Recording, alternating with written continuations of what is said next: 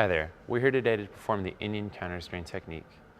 So, to begin, I'll go ahead and cradle my patient's head right behind the occiput, feeling for the external occipital protuberance, also known as the Inion. This is the most common location of the tender point, and so I'm actually cradling it and pressing it right now with my right hand. And so, since this is a counterstrain technique, I'll go ahead and establish a pain scale. So on a 10 out of 10, we're going to establish this as a 10.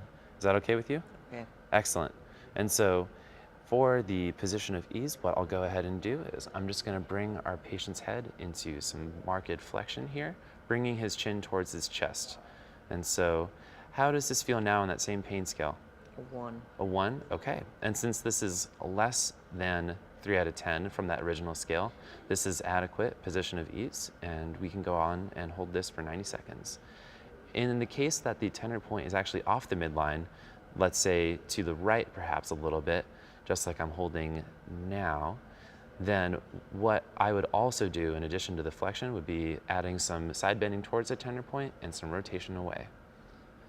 And so again, I would hold this for about 90 seconds or so, given that this is a 70% or greater reduction in the pain scale. And then I would passively bring the patient's head back to neutral. And then before I release, I'd ask again, how does this feel on that same pain scale? Still a 1. Still a 1. Excellent. And so that suggests an adequate use of the Indian counterstrain technique.